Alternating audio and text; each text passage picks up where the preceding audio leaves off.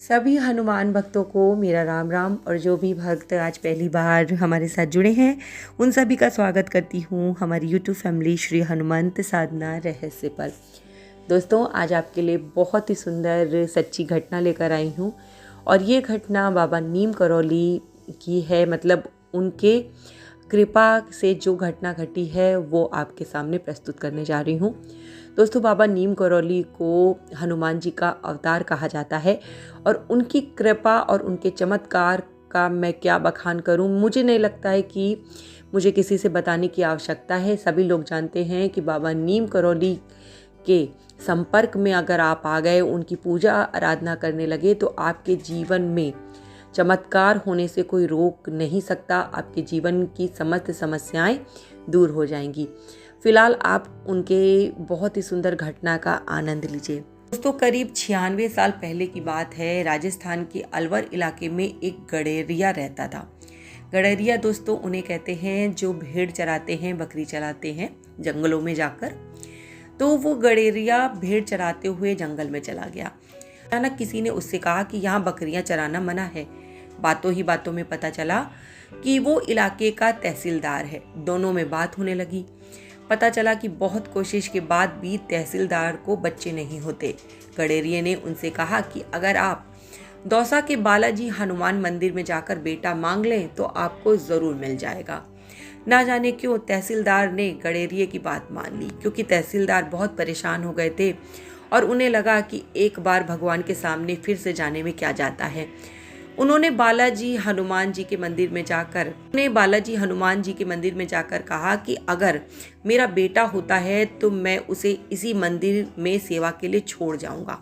इस बात का जिक्र उन्होंने अपनी पत्नी से भी नहीं किया। दोस्तों, मन्नत मांगने के 1 साल के बाद ही उन्हें बेटा नसीब हो गया। लेकिन बाप का प्यार दोस्तों आड़े आ गया। कोई भी बाप अपने बच्चे को मंदिर में दान नहीं कर सकता। उन्होंने हनुमान जी से कहा था कि मैं अपना वचन पूरा नहीं कर सकता, आपका ये ऋण मुझ पर रहा। वो बेटा दोस्तों धीरे धीरे बड़ा होने लगा। शिक्षा की उम्र आई तो पिताजी ने उसे हरिद्वार के एक बड़े विद्वान प्रभुदत्त ब्रह्मचारी के यहाँ पढ़ने भेज दिया। लड़के में अद्भुत क्षमता थी। उसे रामायण कंठस्थ थी। बिना पढ़े वो रामायण का पाठ करने लगा। उसकी ख्याति दूर दूर तक इतनी ज्यादा फैल गई कि वो साधु सन्यासियों और बड़े बड़े उद्योगपतियों के घर रामायण का पाठ करने जाने लगा। जवान होते होते उसकी दोस्तों शादी भी हो गई। एक दिन देश के बड़े उद्योगपति जुगर किशोर बिरला ने अखबार में विज्ञापन दिया कि दिल्ली के लक्ष्मी नारायण मंदिर यानी बिरला मंदिर में हनुमान जी को रामायण पढ़कर सुनानी है। उन्हें एक योग्य व्यक्ति चाहिए और उसका टेस्ट बिरला जी खुद लेंगे। तय तारीख पर नारायण स्वामी अपनी पत्नी के साथ बिरला निवास पहुंच गए। बहुत से और लोग भी थे। बिरला जी को रामायण पढ़कर सुना रहे थे। जब नारायण बाबा का नंबर आया दोस्तों तो उन्होंने बिना रामायण हाथ में लिए पाठ करना शुरू कर दिया। बिरला जी के अनुग्रह पर नारायण जी ने हारमोनियम पर गाकर भी रामायण सुना दी। बिरला जी इतने भाव विभोर हो गए कि उन्होंने तुरंत नारायण जी की नौकरी पक्की कर दी। उस समय दोस्तों सस्ते का जमाना था। 350 रुपये पगार उनकी हो गई। लेकिन 350 रुपये बहुत ज़्यादा होते थे उस समय। और बिरला मंदिर में एक कमरा उन्हें रहने के लिए दे दिया। एक कार भी नारायण बाबा को दे दी गई। दोस्तों, जीवन बेहद सुकून और आराम से बीत रहा था। रुपए, पैसा, शोहरत के सबसे बड़े उद्योगपति से नजदीकियां बिरला जी के एक गुरु थे नीम करौली बाबा जी, बेहद चमत्कारी संत। जैसे ही वो वृंदावन से दिल्ली आए तो बिरला जी ने उन्हें प्रसन्न करने के लिए नारायण बाबा को बुला लिया और रामायण का एक पाठ रख दिया। बिरला जी ने नीम करौली बाबा से कहा कि एक लड़का है जो रामायण गाकर सुनाता है। नीम करौली बाबा ने कहा मुझे भी उस लड़के से मिलना है। जैसे ही नारायण बाबा कमरे में गए तो नीम करौली बाबा ने कहा तेरे बाप ने हनुमान जी को धोखा दिया है। नारायण बाबा अपने पिता के खिलाफ कुछ भी सुनने को तैयार नहीं थे। लेकिन तय हुआ कि अगर नीम करौली बाबा की बात सच्ची हुई तो वो उन्हें गुरु के रूप में स्वीकार कर लेंगे। तभी के तभी नारायण बाबा अलवर रवाना हो गए और अपने पिता से कहा कि एक संत आपको हनुमान जी का ऋणी बता रहा है, कहता है कि आप धोखेबाज हैं।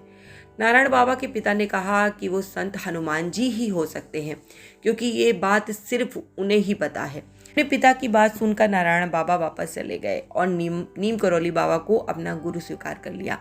नीम करौली बाबा ने आदेश दिया कि नारायण, तेरा जन्म हनुमान जी की सेवा के लिए हुआ है, इसलिए छोड़ ये नौकरी। गुरु आदेश मिलते ही नारायण बाबा ने नौकरी छोड़ दी और दिल्ली के महरौली इलाके में एक जंगल में एक गुप्त मंदिर में आश्रय लिया।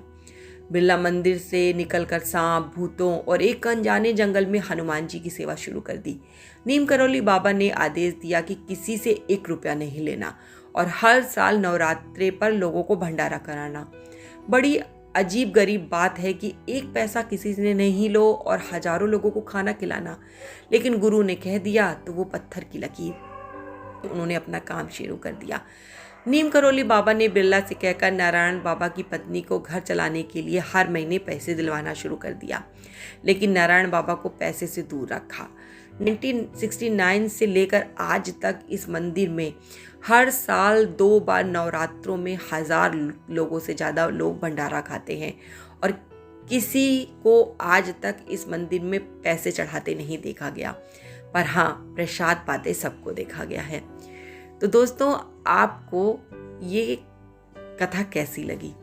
नीम करौली बाबा किटकार की ये कथा आपको दिल से सुननी चाहिए। आपके ऊपर बाबा का के ऊपर विशेष कृपा होगी। और दोस्तों, इस कथा को जरूर से जरूर शेयर कीजिएगा ताकि लोगों को इस कथा का रसपान हो। और अगर आप इस कथा को लोगों तक शेयर करेंगे और वो इस कथा को सुनेंगे तो आपको कितना ज़्यादा पुण्य प्राप्त होगा ये आप समझ ही नहीं सकते।